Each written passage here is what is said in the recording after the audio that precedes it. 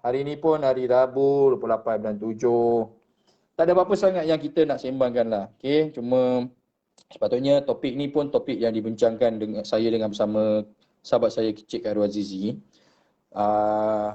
Yalah, kalau saya sembang seorang ni kan takut saya pula macam syok sendiri ataupun yalah, kita kan macam sesi temu bual, sesi borak-borak dengan member kan, sesi borak-borak dengan member.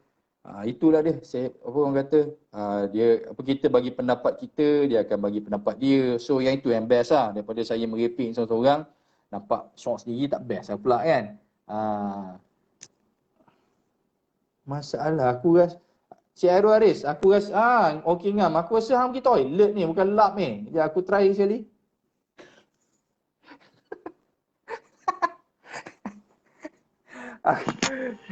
Aku rasa kau bukan air tumpah atas meja ni, aku rasa air tumpah dalam seluar ni. Tak, air tumpah atas kapet. Shh. Oh. Okey, aku tahu. Sebab kalau tahu ni memang masalah lah. Memang kau kena tidur luar lah ni. Air Milo. Dia aku teka. Air Milo. Nescafe. Nescafe. Nampak? Big pun cakap. Nampak? Cakap je lah. Aku dah tahu dah.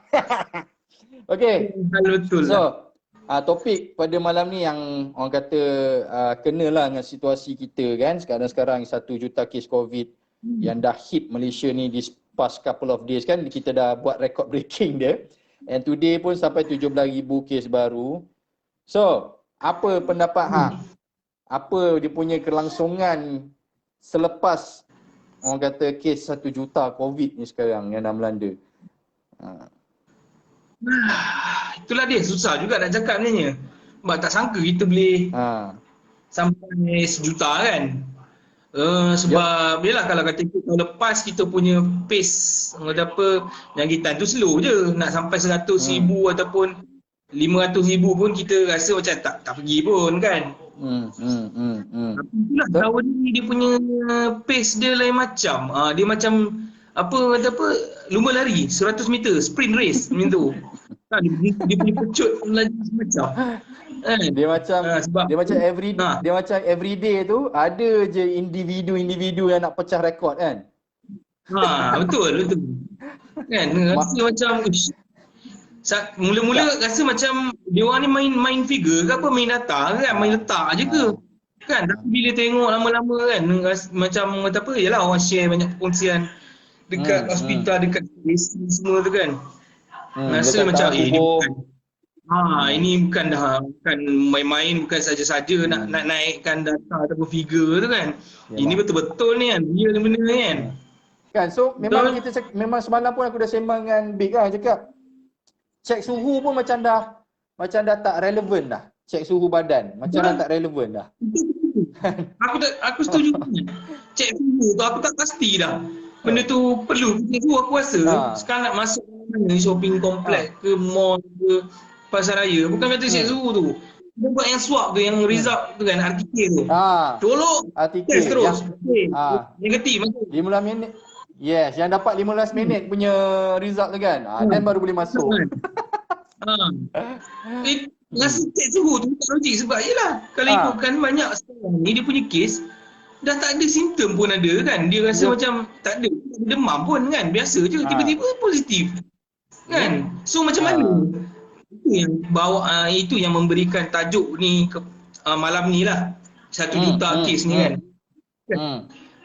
Kata apa, dah tak logik, dah tak ada relevan dah. SOP sekarang ni dikuat kuasa. Dia sepatutnya dah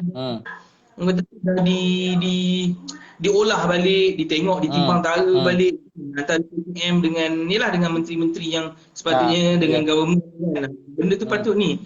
Yalah, bayangkan katakanlah masuk kedai pasar raya murah dekat bawah kan. Masuk, scan masuk tentera, cek suhu kan. Tutup, pakai face mask semua, pakai sanitizer semua. Tapi, yelah, bila kita dah ikut SOP tu, dan datang kemudian pada kita ni, betul ke dia tak ada positif, betul ke dia orang kata apa, dia memang bebas penyakit kan, ataupun dia baru dapat simptom tu kan, ataupun dia punya orang sebab ada yang dia pembawa, tapi dia tak sakit, dia pembawa virus tu. Betul? Kan, bukan dia dapat detect diri dia sendiri pada waktu tu kan. Itu yang concern ya, kita pakai face mask, even KKM pun galakkan pakai double face mask kan. Tapi still benda tu boleh juga berlaku, even kat PPV baru-baru ni kat MCC Shah Alam kan. Pun berlaku kan, sehingga terpaksa tutup satu lagi. Yalah, itu tempat PPV ni sentiasa orang sanitize, sentiasa orang pantau kan. Pun berlaku jangkitan. Ini kan pula pasar raya yang orang kata apa, yang pekerja dia bukan pakai PPE pun kan. Yalah. Kan. Cuma begitu. So dah tak mungkin kena fikirkan salah satu cara yang lain pula. Mungkin lepas ni hanya orang yang ada vaksin saja boleh masuk. Macam itulah lebih kurang. Tapi itu orang kata apa, dia punya, yelah, tak semua lagi kita kena faham. Kalau ikutkan peratusan tadi yang saya dengar berita, 18% je rakyat Malaysia dah lengkap 2 dos. 18%. Ada lagi 82% lagi yang tak ada, lengkap lagi kan. Orang kata apa, chances untuk kena buffer sikit. Kau kena ambil buffer dalam 2%. 2% ni golongan yang memang orang kata golongan yang susah nak dapat, maksudnya di pendalaman kan, orang kata akses nak ke sana tu susah. Dan kedua, golongan anti vaksin. So dua golongan ni pun kena take note juga kan. Bila itulah salah satu bila kita letak geng anti vaksin, dia cakap dia tak anti. Cuma dia berwaspada, dia tak nak orang kata apa, cepat-cepat melatah ambil keputusan tu. Itulah, tapi saya tak faham apa yang itulah setengah golongan yang dikatakan agamawan tu kan, yang tinggi ilmu agamanya kan. Bukan nak cakap semua, tapi ada segelintir yang sikit-sikit, oh ni haram, itu haram, ini semua haram kan. Saya tak pasti adakah betul tu nampak penghasilan vaksin tu memang dihasilkan daripada sumber yang haram. Yalah, vaksin ni ada sejenis orang kata apa, ubat ataupun benda yang dicipta oleh manusia untuk memberi lebih antibody ataupun lebih imun kepada diri kita, imunisasi kan, pertahanan sistem, pertahanan badan kan. So kalau kata itu adalah salah satu cara untuk kita orang kata apa, nak menghilangkan ataupun menamatkan pandemik ni, menghabiskan virus ni. Itu salah satu caranya. Dan kan salah kan, tak jadi haram pun benda tu untuk kita ambil kan. Ini orang kata apa, boleh dikatakan kita dalam situasi darurat lah kan, dengan keadaan virus sekarang ni. Adakah kita nak sekadar berdoa saja pada Tuhan tanpa buat apa-apa? Itu lagilah haram sebenarnya kan. Lagi tak sepatutnya buat, sekadar menunggu, berdoa tanpa buat apa-apa, mengharapkan orang kata apa, Tuhan melindungi diri kita. Ya betul, tapi itulah ini balik pada kita kan. Ajar dah mahu ketentuan Tuhan. Kalau kita ambil vaksin, kita mati, dan dah sampai waktu kita. Itu saja. Cuma aku tambah sikitlah, yang untuk vaksin tu dia untuk diri sendiri dan juga untuk kesejahteraan masyarakat, kesejahteraan keselamatan umat yang lain. Sebab itu pun menjadi tanggungjawab kita juga. Menjadi tanggungjawab kita untuk kita menjaga keselamatan, kesihatan jiran-jiran kita, masyarakat kan. Itu dah menjadi tanggungjawab kita. Kita kalau tak jaga orang sekeliling, maksudnya kita seorang yang selfish lah kan. So itu adalah orang kata salah satu orang kata dalam agama Islam juga, yang di mana kita kena sayangi jiran-jiran kita. Kan betul, aku pun sokong cakap kau, sebab golongan-golongan bila dah kata tak nak vaksin tu, dia datang dengan 1001 alasan. Dia kata itu, kata ini punca daripada situ. Ada yang kata jenis-jenis orang yang bijak pandai ni, dia kata ada nano kamera lah, nano chip lah. Ada yang ada bila scan tak dapat dibuka benda tu. Bila scan aja kat barcode, keluar kita punya our own SKU code. Kan? So bagi aku orang-orang macam ni, aku rasa kita pun tak perlulah nak fikir sedalam itu sangat. Kan, kita buat apa kita buang masa kita nak mikir sangat benda yang gitu, tapi kita tak terfikir benda yang depan mata. Yang ini adalah untuk keselamatan diri kau, keselamatan keluarga kau. Kalau kau ada anak bini, keselamatan anak bini kau, suami kau dan ibu bapa kau. Kenapa kau nak cerita masuk topik, oh ini agenda diorang letak microchip dalam diri kau. Illuminati lah, Freemason lah. Of course kita boleh dengar, kita boleh baca tentang teori-teori konspirasi, betul. Tak ada salah pun kita mengetahui perkara-perkara tu, tapi jangan terlalu terbawa-bawa dengan perkara tu. Faham tak? Jangan kita baca lepas tu faham, kita terbawa-bawa. Jangan terlalu ekstrim lah, tolong. Kan kita pun tahu nama tu teori konspirasi, benda tu teori. Kan apa sebenarnya ni nak dikaitkan dengan perkara tu. Mungkin perkara tu berlaku secara kebetulan, mungkin juga perkara tu berlaku secara tak kebetulan, memang dirancang. Kita tak tahu. Wallahualam. Tapi apa yang kita selalu kita sebagai orang Islam selalu kita percaya adalah setiap perkara yang berlaku tu kerana ketentuan Allah juga. Allah yang dah bagi kebenaran tu perkara tu berlaku. Kan? Macam COVID ni. Kalau kata manusia, kalau Allah kata tak, benda tu tak boleh jadi, takkan jadi juga. Kan, tapi benda tu jadi.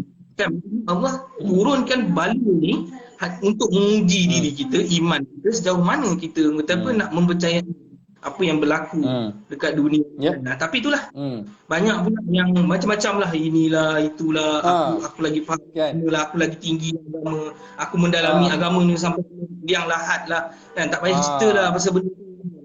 Aduh, kita sekarang ni untuk fight nyawa kita ni dekat dunia ni kan. Kalau dah mati kan cucuk vaksin tu, kita bersyukur, kita patut kata kita dah patut rasa lega sebab kita dah berusaha untuk dapatkan benda tu kan, untuk melindungi diri kita.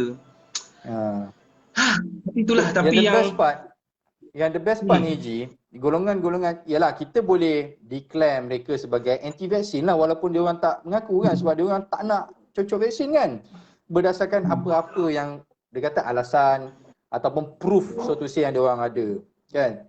Tapi dia tak learn from the mistake yang anti-vaksin yang di luar negara tau. Dah beberapa anti-vaksin yang memang sangat loud, dia orang post dekat dia orang own punya media sosial mengatakan COVID ni is not real lah, apa benda lah, dia kata vaksin ni tak elok lah, apa benda. Alih-alih orang yang bagi that kind of bold statement yang mengatakan vaksin is not real, vaksin ni tak ada benda pun function, alih-alih dia orang yang dah tak ada, dia orang yang dah pergi disebabkan oleh COVID. Dia orang tak learn from the mistake, dia orang still dengan dia orang punya pendirian, dengan dia orang punya stand, dengan dia orang punya prinsip yang mengatakan COVID is a hoax, dia kata. Betul. Kan susah. Itu bercerita tentang vaksin, bercerita pula tentang apa yang berlaku sekarang ni kan. Kita faham vaksin kita antara paling cepat, paling tinggi dekat dunia kan. Setiap hari beratus-ratus orang dapat vaksin, terima vaksin. Tetapi jangan lupa juga kita setiap hari kita punya kes 16,000 ke 18,000 maintain. Kan? Setiap hari. Betul. Bayangkan 16,000 itu yang disahkan. Yang sampingan-sampingan kita tak tahu pun siapa, apa, bila kan. Yelah 16,000 tu betul-betul besar kan. Kita tahu kan kita ada kontak rapat. Kontak rapat tu pun bukannya orang yang first tu terkena, kontak rapat tu pun sekejap lagi dah kena, tak. Tunggu 2-3 hari. Kan kontak rapat tu dah berjalan ke sana ke sini, berjalan ke sana ke sini, dah pergi kontak orang lain pula kan. Itulah dia. Itu pun satu juga yang kita bimbangkan sekarang ni dengan keadaan boleh dikatakan apa yang dilakukan kerajaan ni, bertukar-tukar dia punya perintah, SOP dia kan. Dia punya PPP tukar ke PPN, pergi darurat pula tarik senyap-senyap kan, tiba-tiba dah tak ada darurat rupanya, kita pun tak tahu. 1 Ogos kan, 1 Ogos nanti dah tak ada kan. Kalau ikutkan 1 Ogos, tapi kita tengok sidang parlimen yang baru-baru ni 21 Julai dah tak ada lah, dah tarik balik lah. Oh awal. Dia buat lagi awal? Oh, yes, ada dia satu tarik statement balik daripada ahli parlimen tu. Okey. Sebab yelah, of course lah, darurat kau kena bentang dekat parlimen mendapatkan persetujuan dari parlimen Dewan Rakyat. Tetapi itulah bila sebelum start sidang parlimen, dia dah tarik dulu awal-awal. Maksudnya dah tak ada darurat lah. Kan? Tapi kita tak tahu. Siapa pun tak tahu. Oh, ini lagi pelik. Tak tahu sekarang ni nak kang hentam sekarang, katalah kita ni kita ni derhaka lah, kain ikutkan perintah lah, bukan kita tak nak, tapi itulah dah muak lah. Hari-hari dia orang cakap ikut SOP, ikut SOP kan, dia muak dah setahun, dah masuk 2 tahun ikut SOP, pakai mask, daripada single mask naik double mask kan, daripada single digit kematian dan naik digit kematian kan, daripada orang kata apa, kita tak sampai 1 juta, sekarang kita punya kes jangkitan dah 1 juta kan, still kita ikut SOP. Sampai bila pun tak tahu ikut SOP. Saya cuba menghadamkan, okey dia cakap okey ambil vaksin untuk mengelakkan diri kan, daripada orang kata apa, virus tu menjadi lebih teruk dalam badan kita. Tapi dia faham vaksin pun kalau 2 dos pun 10 dos pun still kita boleh kena jangkitan tu dan kita boleh jadi orang yang positif. Kan adakah kan kes positif kat Malaysia? Tak. Kan cukup 2 dos. Tapi kita pergi bercampur dengan orang positif ni tanpa ada tak ada kawalan ni. Tanpa ada pelindungan. Katakan kita pakai face mask semua tapi kita suruh salam dia. Kita boleh positif tak? Mesti boleh kan. So dekat mana relevannya hidup vaksin tinggi tapi semua orang masih yalah, semua sektor boleh bergerak macam biasa, certain sektor boleh bergerak macam biasa, bebas macam biasa kan. Tak ada logiknya dekat situ. Saya rasa salah satu cara yang paling selamat adalah sekarang betul-betul fully lockdown macam dulu. Ya, betul. Sehingga semua betul-betul fully lockdown. Betul, fully lockdown dalam 2 ke 3 minggu. Dalam 2 ke 3 minggu. Fully lockdown 2 ke 3 minggu. Apa orang kata, the vaccine roll out, keep on macam ni. And also kalau boleh increasekan lagi. Then should be okay lah. Kan, sebab orang yang pergi yang keluar pun hanya pergi mencocok rather than dia pergi kerja, merapu-rapu tempat kerja, balik. Betul. Kan? Betul. Saya cuba fahamkan apa yang kerajaan cuba tanam dalam minda kita ni. Saya tak katalah dia orang propaganda ke apa kan. Tapi yalah dia orang cuba cakap, okey kita harus menang, kerajaan mesti menang. Tetapi kita rakyat mesti menang. Tapi bayangkan sebuah pasukan bola sepak bayangkan sebuah pasukan bola sepak. Kan pasukan bola sepak, sebelah pasukan bola sepak ada 12 tim, ada 12 player. 11. Kita nak berlawan kan 12 player. 11 Kamu sangat dah tengok. Jangan memalukan. Kita Man United punya fan. Tolong jangan malukan diri kita di depan orang lain. Big, tengok Big main bola satu tim 12 orang. Allahu Akbar. Saya hidup zaman Sir Alex Ferguson. Dia ada player ke-12 jam tangan dia. Okay. Jam tangan dia. Pandai kau cover line. Okey. Kita Man United punya fan lah. Tolonglah. Aduh. Bukan apa tu? Siapa tu? Mourinho. Itu hidup zaman Sir Alex Ferguson. Ada jam tangan dia. Jam tangan tu. Itu player kan. Okey. Saya bagi apa? Bagi satu contoh analogi. Okey. 11 pasukan, 11 player. Kan dua pasukan 11 player. Kita gunakan adalah kita cakap kita nak menang tapi kita tarik satu player kita keluar. Betul? Faham tak? Lama-lama player kita dah kurang, nak lawan juga yang banyak tadi. 11 tu. Faham tak? Yang nak lawan juga yang 11 tu faham tak? Yang dikurangkan tu pula adalah SOP tu. Faham tak? Peraturan dah makin longgar, sektor dah boleh buka, makin kurang. Tapi kes ni makin banyak. Kan lama-lama ni yang tinggal bergerak tu dah boleh masuk. Yang tim sana baik dia tak payah berlawan dah. kita join dia sekali. Okay, so analogi kau ni, analogi kau ni kita gunakan keadaan semasa. Mungkin dia orang punya formasi dia macam ni. Mula-mula 4-4-2. Okay, 4-4-2. Empat orang dah kena kad merah. 4 orang kena kad merah. So jadi 7 orang. Okay, 7 orang termasuk dengan goalkeeper lah. So formasi dia sekarang 1-6. 6 defend. Dah tak ada midfield, dah tak ada attacker lah. 6 defend. Yes. Kita punya strategi tu macam tu lah, kita defend dia sekarang. Kita mengharapkan backseat defend dia, bertahan. Kan, kita mengharapkan orang yang backseat ni takkan positif. Tapi KKM cakap orang yang backseat pun boleh dijangkiti. Saya tak faham. Kalau saya fikir sebagai seorang ni, saya cuba fikir. Okay, dia kata vaksin, ambil lah vaksin. Bukan, lepas tu dia cakap pula, vaksin ni tak menjadikan diri anda kebal. Mesti kena pakai mask, kena ikut SOP. And then, kes makin naik ni. Kau ambil vaksin ni, tujuan dia untuk apa dah? Untuk apa? Untuk, yelah, okey lah, aku tak teruk lah. Okey, aku boleh survive lagi. Itu kalau kalau dia ada penyakit lain, kan? Betul? Penyakit-penyakit lain, betul. Penyakit-penyakit lain pun memang membantu yang kita tak merebaknya COVID-19 secara agresif lah. Kan? Darah tinggi. Betul, buah pinggang, sakit buah pinggang, kencing manis, itu semua adalah gula-gula untuk virus COVID-19 ni. Itu gula-gula dia. Itulah saya tak tahulah. Saya rasa nak call Karik Jamaluddin tu, nak tanya dia macam mana sebenarnya ni kan. Cuba kan nak call dia. Cari-cari Google saya tak jumpa. Tengok dia punya pembentangan kat parlimen tadi. Dia punya kenapa?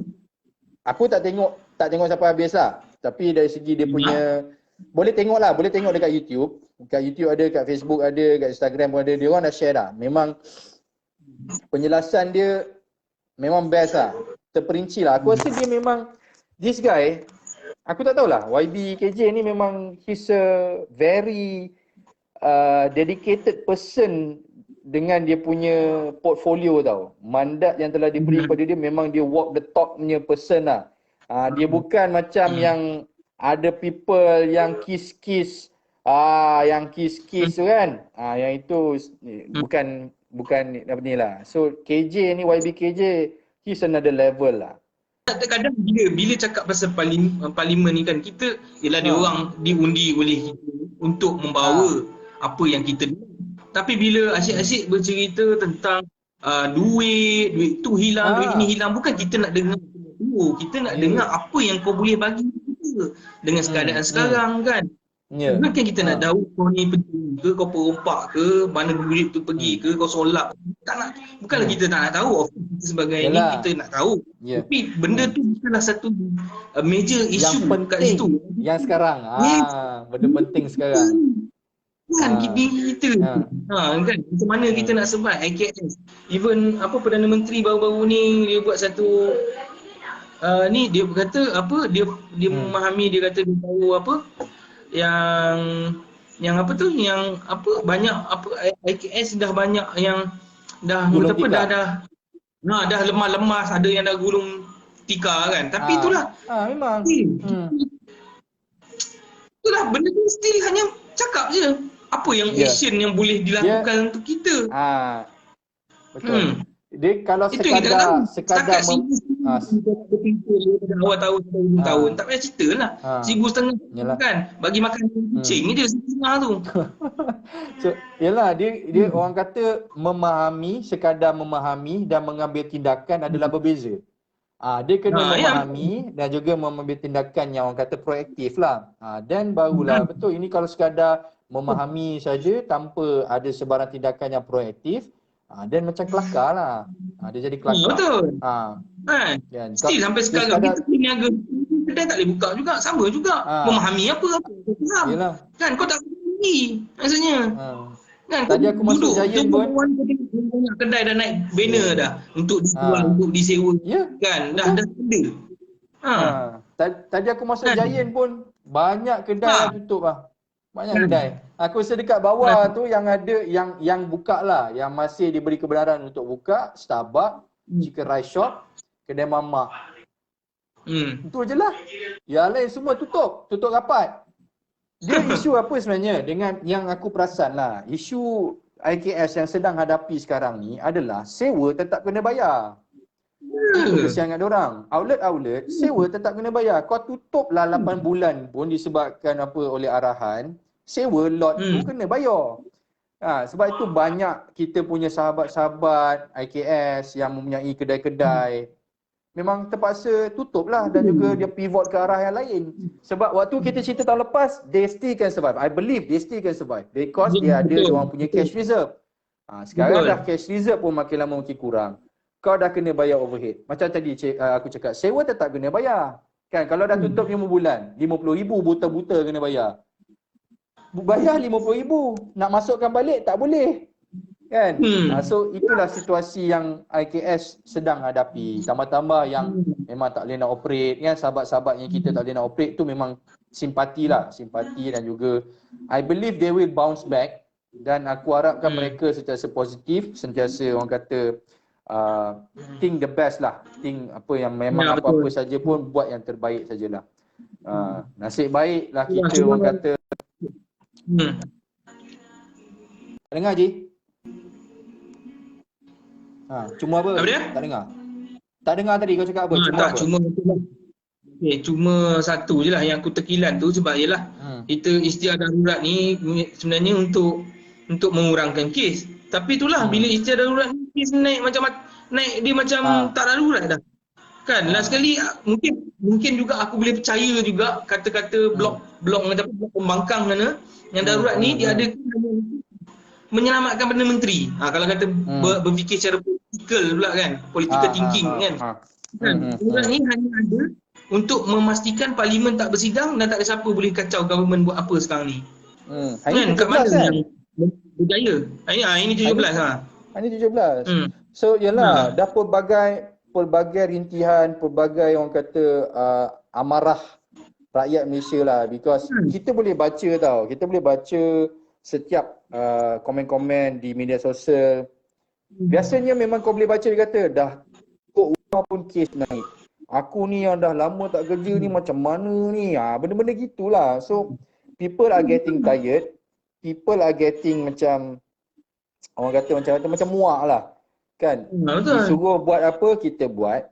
Tapi yang kerdil-kerdil ni, yang kerdil-kerdil macam kita ni, dia kita follow aja. Tapi dia beri kebebasan yang sangat ekstrim, so to say lah. Diberi kebebasan kepada orang-orang yang pada sektor penghilangan. Kan? Yalah, betul. Aku pun tak tahu cakap macam mana. Sebab maybe macam mungkin macam kita dah discuss 2-3 live yang sebelum ni. Mungkin apa yang kerajaan buat sekarang ni is an unpopular decision, yang di mana diorang terpaksa nak dapatkan duit balik. Macam kau cakap buat sektor penghilangan dapat cukai. So itu je lah cara dia, sebab dia dah spend berbilion-bilion ringgit. So macam mana dia nak dapatkan duit yang instant kan? Jangan cerita pasal foreign direct investment lah. Berapa banyak foreign direct investment sekarang dah tarik diri dengan situasi Malaysia sekarang. Kan, diorang dah tarik diri. Banyak pun dah terbang ke negara jiran kita, Indonesia. Kan, so berapa banyak FDI yang dah keluar. So terpaksa lah. Kan. So bila terpaksa tu pula impact tu dia ke kita lah. Kan, impact tu semua rasa. Semua dapat rasa. Learn from the mistake. Kita learn from the history yang kita telah buat. Yang di mana macam tahun lepas kita tutup for about one month kan. 1 bulan kita memang total lockdown. Macam Big cakap, kat rumah ada pukul 8 dah bunyi cekerik dah, tak ada bunyi kereta. Memang betul pun. Itulah situasi yang sebenar. Yang sepatutnya langkah proaktif yang kita buat. Sepatutnya kita tutup saja 3 minggu. Aku rasa kalau kita tutup 3 minggu start daripada awal itu lagi, betul. Aku rasa mungkin kes dah turun lah. Aku rasa hari ni kita dah bebas. Dah boleh pergi jalan, dah bercuti dah. Dah boleh PPV, dah pergi PPV dalam keadaan senang lenang. Kan, dalam keadaan senang lenang. Tutup aja 3 minggu, kasih tutup sebulan ke, tutup aja dulu semua. Kan.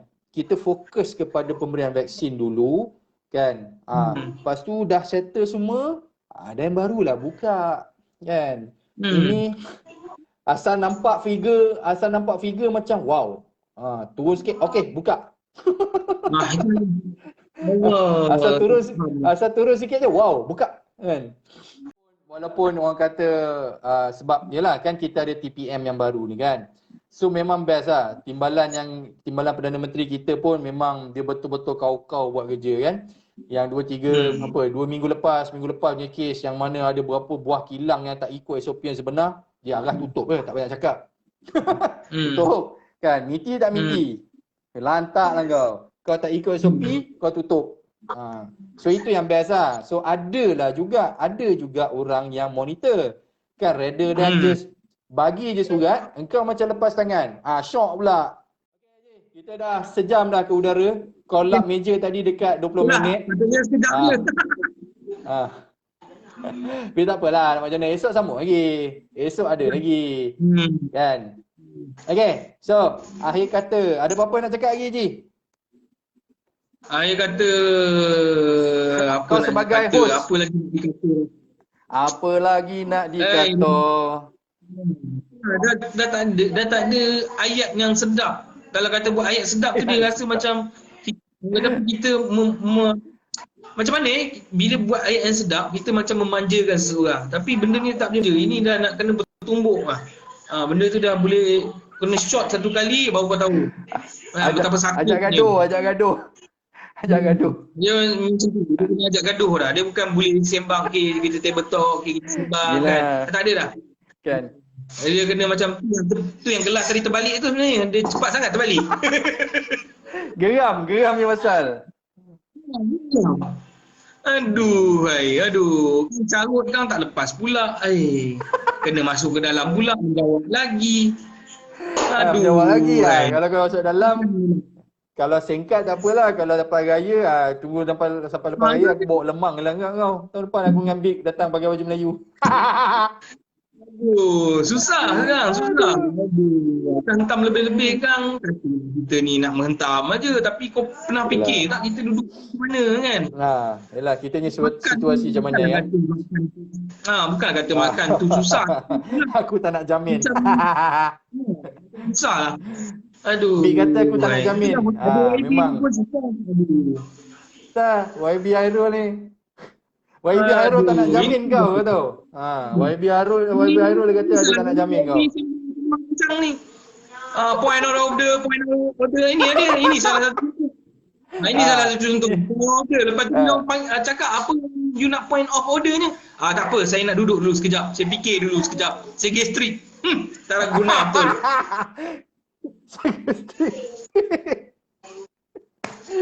Okay, alright guys. So I think we should end our live tonight. So kita akan sambung besok lagi dengan topik yang lebih topik yang menarik insya-Allah. Semoga anda have a good day ahead. Okay? Yep. Stay safe everyone. Yes, majulah untuk negara. Okay. Alright, Assalamualaikum warahmatullahi wabarakatuh. Jumpa esok. Assalamualaikum. Bye bye.